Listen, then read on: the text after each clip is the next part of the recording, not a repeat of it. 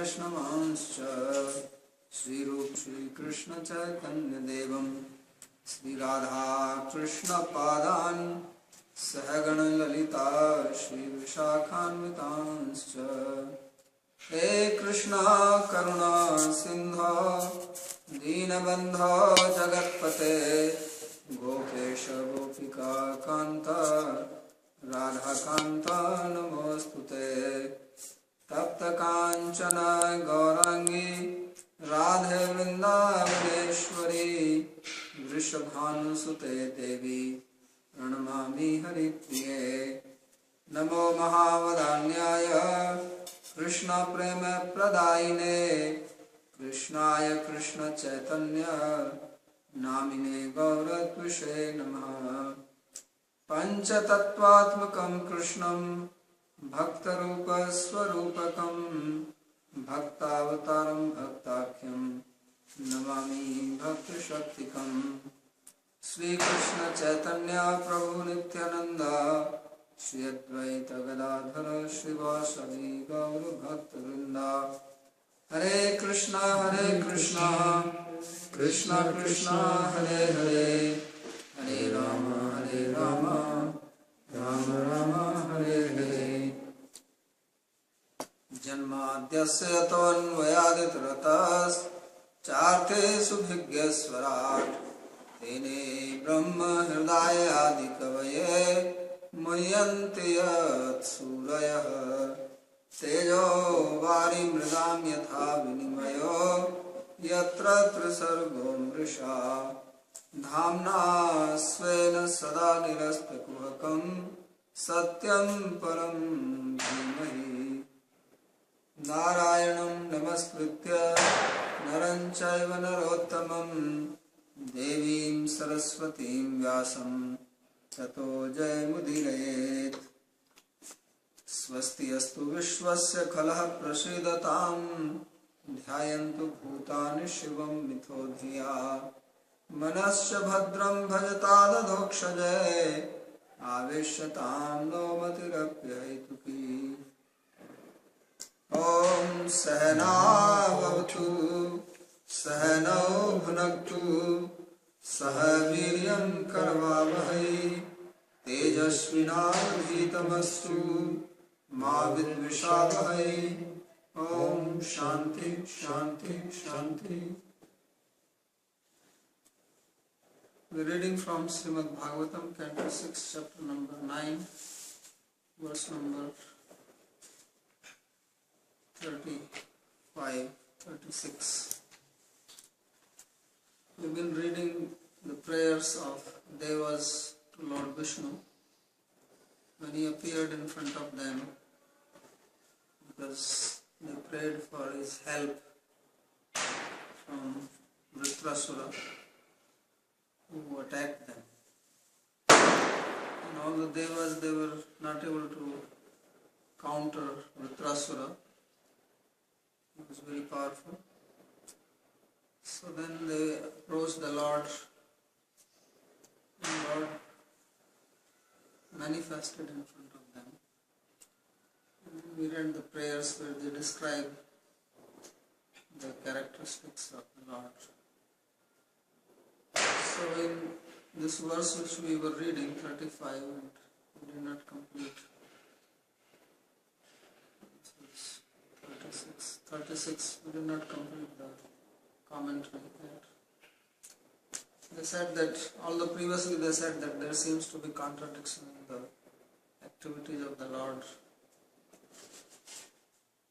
because how is it that he has no gunas and yet he creates the world which is made of gunas? He has no desires, yet he acts, and he has no support, and yet he is an agent. Because usually somebody is an agent, needs a support at least to stand physically somewhere. So if he created the world, where was he standing? And how could he create without any raw materials? If you want to create something, you need some ingredient from outside. And he said that he himself is the cause material cause as well as the efficient cause. So how could he be material cause of the world when he is not material himself? So these things seem contradictory. And then they speak the next verse, which we have been reading. It says, Nahi virodha ubhaya bhagavati, that there is no contradiction in you because you are apariganit guna, gane, that you have unlimited qualities. You are Bhagavan, you have achintya shakti, you have inconceivable powers by which you act. So sometimes you take the role of a human being, you come as Ishvara, sometimes you are coming in different species. So you say that those who are not devoted to you, they cannot know or go deep into your activities and understand them. So he said that the modern people who have vitarka, they come up with various types of illogical arguments and they produce some proof of their understanding, but it is only pramana bhasa. It looks like a proof, it is not a proof. And their arguments are not cogent, but they are irrational, kutarka. So, therefore he says that you who are uparat samasta maya maya, kevalayu atma maya, you have your own maya, your own internal potency which exists in you, and with that there is nothing which is durghata or impossible for you. So there was a very long commentary on this by Sri Vishwanath, some part was remaining. So he says that Tvai Maya Shakti Vina Bhute Satyeva Ya Atma Maya Achintya Yoga Maya Tam Antardhaya Madhye Kritva Konu Artho Durgata. That you perform your activities without taking help from material energy. And you perform action with your Atma Maya, with your internal potency, which is within you, and which is Achintya. So unless we accept that Lord has some power which is Achintya, Achintya means that it does not fit in logic. If you simply try to understand God with the rational mind, then it is not possible. It is not that he is completely irrational, but there are things which cannot be understood simply by logical mind or rational thinking. So we should also give that chance to him. So he says, because of that, Konu Artho Durgata, that what is not possible for him. Tvad anubhave sukhmaye kah praveshtum sakmaya. He says, who can penetrate your experience, which is pleasurable, which means who can really understand. Natra pratakshadi pramanam pravatati. So therefore all this prataksha praman, direct perception, inference, these things don't work. This is what the science is using. Science is utilizing direct perception and inference. But these, both of them, do not have the ability to understand the Supreme Lord. That's why he is called Adhokshar. That he is beyond Akshaja. Akshaja means sense perception. Achintya khaluye bhava natans tarkena yojit. The statement that those objects which are beyond logic, don't try to understand them with logic, because you will not understand. Nanu alam achintya shakti svikarena mama bhagavad swarupena bhaktvatsalya uttha sukh dukhadi matpam cha brahma swarupena sarvast ताटस्थ्य आत्मारामत्वमिति स्वरूपद्वयस्य क्रमेण ब्रह्मस्वरूपेण सर्वत्र भ्रमद्वयमस्तु. So Lord is giving an argument. That's how he is commenting on these words. He says, forget about this accepting the inconceivable power and need for it. People usually don't like to hear that. So when you cannot explain anything, then you say it is inconceivable. So he is trying to escape. So he is also saying it. He says, leave alone this achintya, this inconceivable idea. But understand that I have two types of dharma. One is that I am Bhagavan. As Bhagavan, I am very dear to my devotees, and my devotees are very dear to me. So Bhakt Vatsalya Uttha Sukh Dukkhadimatvam cha. And therefore I feel happiness and distress because of my attachment to my devotees. Today is Diwali, Deepavali. So this festival is celebrated because Lord Ramachandra, he was victorious on Ravana and he returned to Ayodhya on this particular day. So people were very happy to receive him and they celebrated. And there in the Ramayana it is described that when Ravana has kidnapped his wife Sita,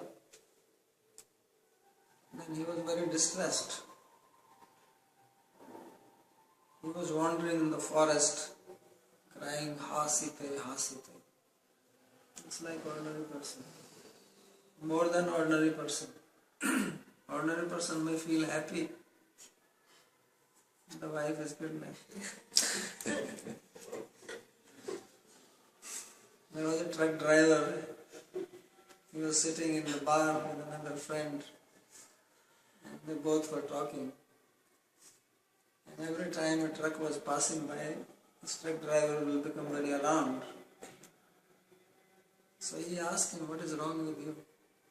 He says, nothing wrong. I had a friend who was another truck driver and my wife has run away with him.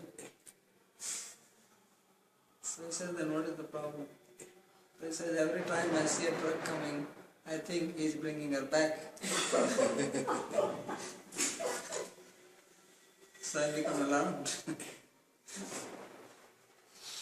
So Lord Ramachandra, he was crying. There is such a description given in Gupta Ramacharita that api rodati gravaki, that it's like the stones were melting. Hearing his cry, even the stones were crying. You can imagine, if Lord has to do something, he has to do it perfectly. If he cries, he also cries. Just like when you see a good movie and good actor, then if some sentimental scene is there, it also becomes sentimental. Right? Because they do it so nicely. So Lord also, when he was crying in separation, he was actually crying. So at that time, Lord Shiva and Parvati, they happened to be in the forest. And as soon as Lord Shiva saw Lord Ramachandra, he bowed down to him. Because Lord Shiva is a great devotee of Lord Ram. So Parvati was very surprised. He says, what are you doing? Shiva is a great person. People worship him. So in Shiva temples, and here Lord Shiva himself is putting his hand on the ground. So, and he was very silent. So Parvati asked, why are you bowing down to this person? He was just dressed and living in the forest. He was not in royal dress because he was in exile for 14 years. Lord Ramachandra. And that's where his wife was kidnapped. So kidnapping is a very old trade coming from those times. Nothing new. So Lord Shiva very seriously said that he is my worshipable Lord and I am so fortunate to see him. So Parvati was very surprised that you think he is Lord? And he said yes. So she had a doubt. Says, how can he be Lord? He is crying worse than an ordinary person in separation. Just because his wife is taken away. Why should Lord cry? So he says, no, you don't understand. So still Parvati was not convinced. And she said that I would like to check for myself. So Shiva was not very happy. But he said, well, if you like, you can go ahead. So he said, I'm sitting here under the tree, you can go ahead. Give your test. So Parvati went and then she took the form of Sita and came in front from the other side. Because Lord Rama was completely crying and wandering. He was just like when Krishna disappeared from the Ras Leela, how the gopis were searching for him and asking the trees and the bees and deers and even the river and Tulsi plant that have you seen Krishna, have you seen Krishna? You must have seen because you seem like pleased, or looks like you are also in separation, you are crying, or various types of conjectures they were making. So Lord Ramchandra was also like that, he was completely mad. So then she came as Sita and she thought that now I will know whether he recognizes me or not. So as soon as Lord Ramchandra saw Parvati coming in the form of Sita, and because he is doing his Nar Leela, he immediately folded hand and bowed down to Sita, but knowing that this is Parvati, and she said, oh Mother Parvati, he just completely, his mood changed, he was no more crying, he became normal. And he says, how come you are alone in the forest? Where is Lord Shiva? So now Parvati was completely dumbfounded. She was caught on the wrong foot. She was trying to outsmart Lord Ramchandra, but she herself got fooled. Because he recognized it. And then she could immediately understand, obviously, that he's Lord Rama, how could he know? And then at the same time, he's no more in that mood of separation. And then she felt very embarrassed and she turned back into the form of Parvati and said, oh Lord Shiva is just around. And then she left. So this is what he is saying here. He's talking about Bhakta Vatsalya Ukta Sukha Dukkha. And of course the story is long. This is after that only when Lord Shiva realized that Parvati has taken the form of Sita. Then from that point onwards he never treated her like his wife. That's why she gave up her body as a sati in the Daksha Yajna. Because he became indifferent, because she said, how can I treat her like my wife? She has taken the form of Sita within my worship. That was actually the reason that she has to give up her body as sati. She was sati at that time. Parvati she became in the next part. So he says the Lord is making a Purvapaksha. He is giving an argument that Bhakta Vatsalya Uttha Sukha Dukkhadi Matvam Cha. He says when I am in the form of Bhagwan, then I do have pleasure and pain, I do experience them in relationship with my devotees.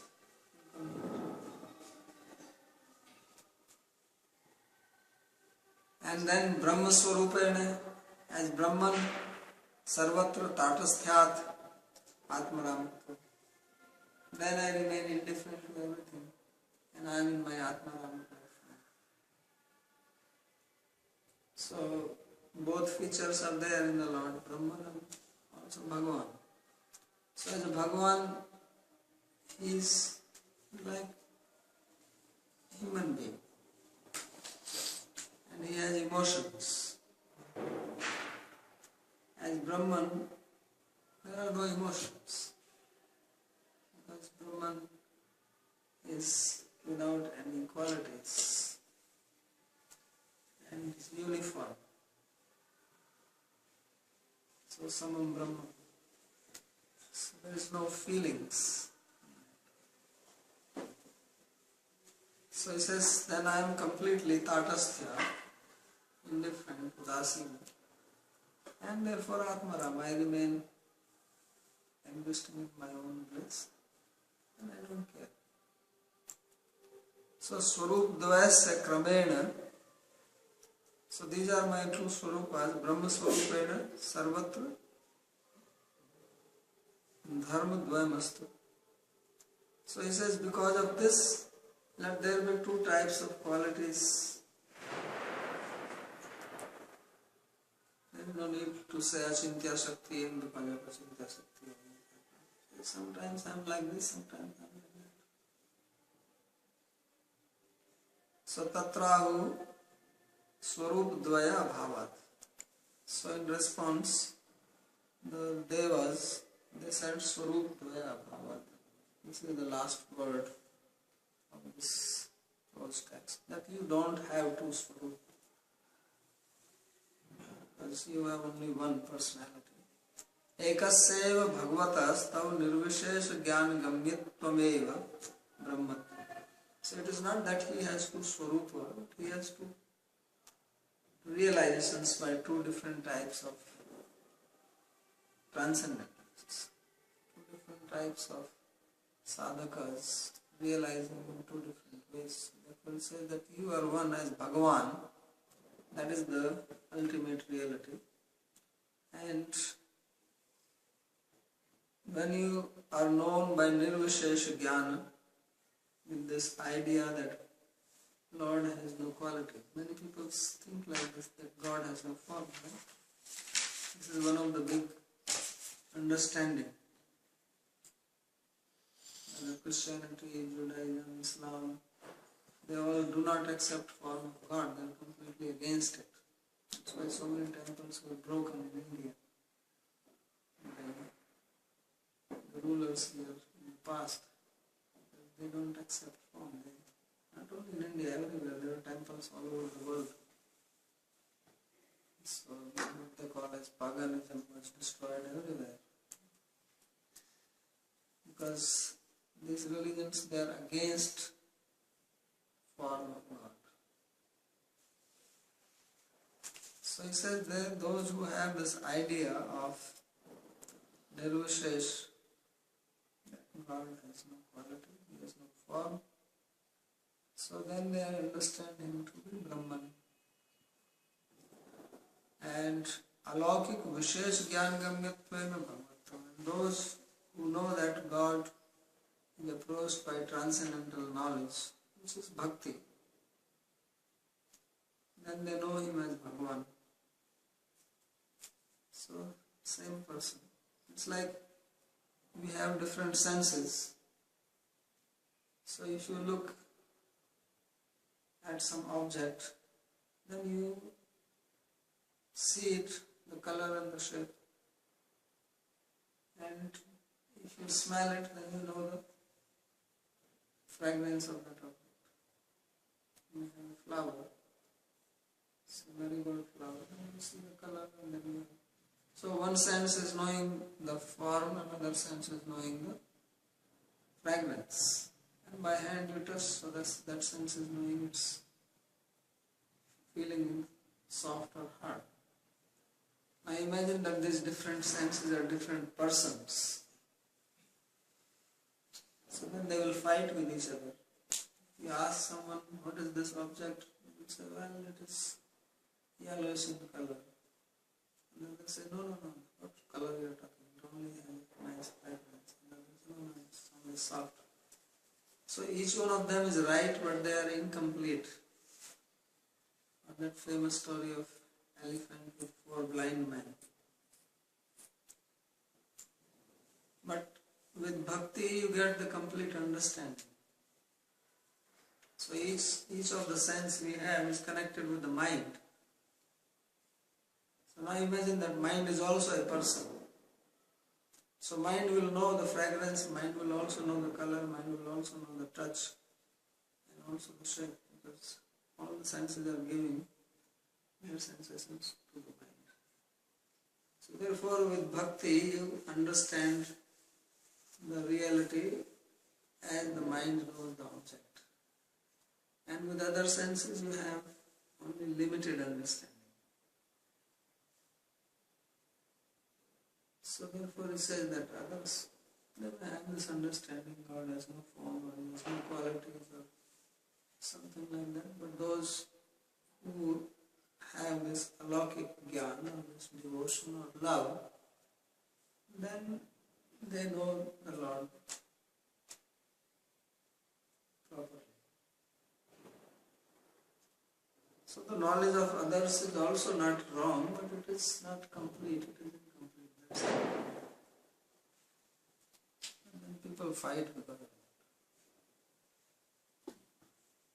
So दूरवर्ती भीर ज्ञानी भीर अलौकिक विशेषण ग्रहण असमर्थ है त्वमेव ब्रह्म समीपवर्ती भीर भक्तैर अलौकिक विशेषण ग्रहण समर्थैर भगवान इति. So he says that these people who do not understand God as a person, they are like people who are seeing an object from very far away, Durvarti. Because they see from a very far, they don't see any variety. It's like seeing the ocean from the plane above the cloud. So you are crossing the Atlantic Ocean and you don't see any variety in it. Some water. Not even water, you see one color. So there, that is one understanding. But those who are close, those who are standing on the shore, they see a lot of things. They see the waves, they see the ships. They also see some other aquatics. So that is the realization of the devotee. So the object is only one. Therefore it says, therefore no, there are no two swarupas. So tvameva uchase ityartha. That is the meaning. Tatra kripayaha parmanutvam param mahatva duratva samipatva hetubhe. So what is the meaning of seeing the Lord from far and seeing Him from near? So it just depends on how much grace you have got. So seeing from far means that you have got one drop of grace. And seeing from close means you have got an ocean of grace. So it's basically only the amount of grace one has. And those people who don't even see, that means they don't have any grace. And there are people who are saying that there is no God.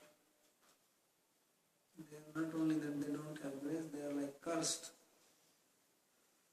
And they are not even able to accept the existence of God. So these are the people, they were saying that they are all pramana bhasi, arvachi, kutark, giving all types of proper logic.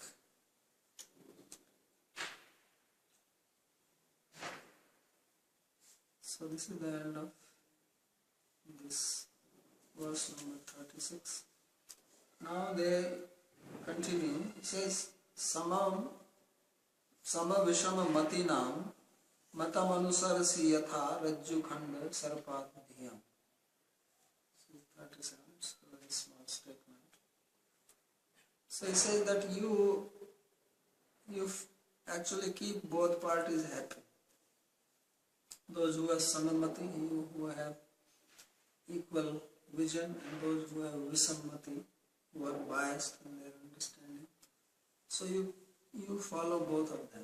Follow means you appear to them accordingly. As Krishna says, Ye yatha mam prapadyante Kam's Kathe Bhajami. So Lord is in a way very gracious that if you don't want to believe in Him, then He will make things appear to you as if there is no God. Then He will give you all types of logic to think that there is no God. But this logic is also coming from Him. So He also gives support to such people. And if you want to know Him, then He will also arrange for that. So He says you keep both of them. So Sri Vishwanath Chakravarti Thakur says, Kincha tadapi sansara parampara siddhi artham tesham abhaktam matam naiv uchchani karoshi. He says that Lord, He does not uproot the opinion of those people who don't believe in God, who are not devoted to God. They also, everybody has some belief. Shraddhamayoyam purusha. Everybody has some shraddha, some faith, some understanding. Right or wrong, that is different. So Lord, He keeps everybody fixed in their own understanding. This is His specialty. So He says to continue this samsara, so that the samsara does not come to an end. He keeps them like that. So He does not object to them. Because so many people are saying there is no God, so God should become manifest in front of them and say, why you say there is no God? Look at me, I am here. No. He makes sure that they will never see Him. Even if He is somewhere and they come to that place, He will disappear from them. So that they keep on thinking that there is no God. So I say that yo yam yam tanum shraddhya bhakta vichite. That whoever wants to worship whichever form, tasya slam shraddham, then I make their faith fixed in that particular deity. So if you want to worship Ganesh, then He makes your faith fixed in Ganesh. If you want to worship Shiva, He makes your faith fixed in Shiva. And if you don't want to worship anybody, then He also makes your fixed faith in Him. So this is how He keeps the samsara, this variety. Otherwise everybody will mistake to devotion. Therefore He said that Lord keeps them like that. Samsara parampara siddhi artham.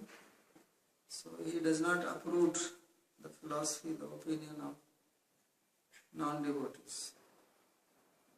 Sama brahma vishyatvat vishamat tat pratikulyatvat cha materiyesha. So sama refers related with Brahman, the absolute reality. Vishama refers to those who do not accept absolute reality. So what happens to them? Rajju khanda sarpaditi. Then there's those who understand, like you see sometimes rope. When you understand it is a rope, sometimes you may misunderstand a rope for a snake. So misunderstanding a rope for snake are those people who are not accepting God. And they think that this world has come by itself. Himanyat kam hai to kam. What else other than the meaning of karma? So that is their understanding. And those who have proper understanding, they are like the people who see the rope as a rope. So they understand that this universe is created by God, it is His external energy, it is maintained by Him. It's their understanding. And that is the proper understanding. Yadava, then he gives another explanation of this verse. He says, Swarupa bhutabhyam brahmatva bhagavattvabhyam samayapi ekarupe api tvai vishma mayatitasya brahmaneva maya shabana. He says that, as explained earlier, that this brahmatva, or this realization of the Absolute as Brahman, and Bhagavata, or realizing him as Bhagavan, as the Supreme Lord, these both are in one. So this is samamati, this is the equal vision. Knowing that both are actually belonging to both are one only, it is just understanding of the object from near or from far. It's not that they are two different objects. So these are called samamati people. People who have proper understanding of the equal vision. And then there are visamamati. So visamamati are the Dvaitvadis. What they think is that Brahman is real and Bhagavan is material. Devotees consider Brahman and Bhagavan both as transcendental. So this is improper understanding of the impersonalist of the Dvaitvadis, because they say that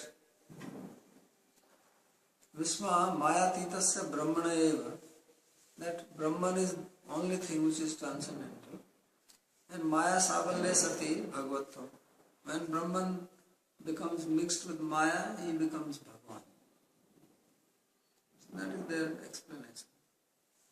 They say that Maya has got Sattva, Rajas, Tama. So when Maya with the predominance of Sattva conditions Brahman, that is called Bhagavan. And when Maya with the predominance of Rajas and Tamas conditions Brahman, that is Jiva, that is individual beings. Therefore Bhagavan has knowledge, because Sattva gives knowledge, Sattva Jayate Jnana. Bhagavan is peaceful because that gives, Sattva gives peace. And Bhagavan is happy because Sattva gives happiness. And living beings, because of the mixture of Rajas and Tamas, they are suffering, because that Rajas creates greed, lust, confusion, attachment, and Tamas brings all kinds of delusion. So that is the difference. So they think like this, that Bhagavan is also material, also a conditioned state of Brahman, except that it is a better type of conditioning. It's like binding somebody with ropes or with soft silk ropes. But both are bondage. So that is their understanding. So he says this is the Vasamyamati, this is the biased understanding. Yesham tesham matam anusarasi prapnosi. So he said that I also support them. Matam eva, and what is their matam, what is their opinion? He says sarapadi dhiyam rajjakhandu eva brahmani atmaramatvam eva satyam. So they are the people who say that the world is like the snake seen in the rope. So what is real is rope, and the snake is not real. So like that they say that what is real is Brahman, the world is not real, but it is just an appearance out of ignorance. Because you see the snake only because there is not enough light there. If you put sufficient light only in semi-darkness, you misunderstand the rope or snake. If there is proper light, you will see it as a rope. And if there is complete pitch dark, you will not see anything. Not the rope, not the snake. So it is only when there is a mixture. Therefore, ignorance does not mean complete darkness. It means semi-darkness. Ignorance does not mean lack of knowledge, but improper understanding. So it says only because of ignorance you think rope to be snake like that, only because of ignorance you think that this world is real, but actually it is not. This is their proposal. But they say this is not proper. Because why do you see snake in the rope? Because you have knowledge of snake. If you have never seen a snake in your life, you have never heard about it, you have never read about it, you have never seen any pictures of snake, I think you will not misunderstand rope and snake. You may see it something else. So that means snake is real somewhere. Because of your real experience, you superimpose that experience out of fear onto the rope. Sometimes you can also misunderstand a snake for rope. It's possible. So just as misunderstanding can happen both ways. You can misunderstand a rope for a snake or a snake for a rope. So why is it that we misunderstand Brahman for the world? Why we sometimes don't understand world for Brahman? That does not happen. Nobody mistakes this world for God. So if it was actually only a superimposition or misunderstanding, then it should work like this. But that is nobody's experience. So therefore it's not true. This explanation is not true explanation. There's some flaw in it.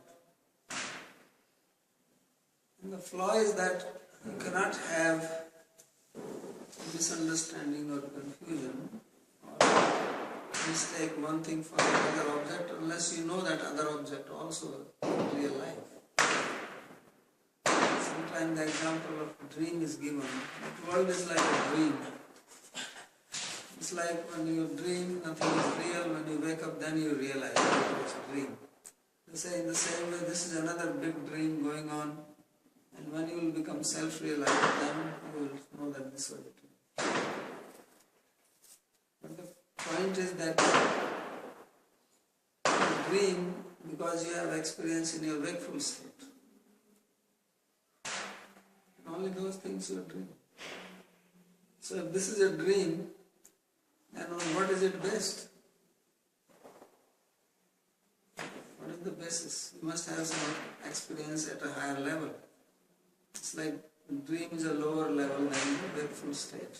We dream because we have experience in our wakeful state. So if this is a dream in wakeful state, then there must be another state which we experience, and then we are dreaming now, but we don't have any other experience. So therefore, we have to know that simply trying to prove something by logic does not mean that it is right. Mistake. So we have to take help from the Shastra. Therefore he says that they think like Sarpadi dhyam rajju khandaiva brahmani atma ramattvameva satyam bhakta vatsalyadinam maya pratyayitattvat mulakam sukh dukhadikam alaukikam eva iti nayavasti. So he says the real understanding is that yes, both are there, Brahman is there and Bhagavan is also there. Just as the rope is there and the snake is also there. Not that snake does not exist. So Brahman is Atmaram, indifferent. And Bhagavan has relationship with his devotees. And because he has relationship with his devotees, therefore he can have experience of happiness. When his devotees are happy, he is happy. And if his devotees are in trouble, then he also feels unhappy. Only thing is that his happiness and unhappiness are not material, because they are not the product of three gunas of nature. They are coming from his own internal potency. They are superior, they are transcendent. And therefore there is no virodha, there is no contradiction. Understanding. So today I will stop here. Next verse is again a little long comment. If there is any question on this.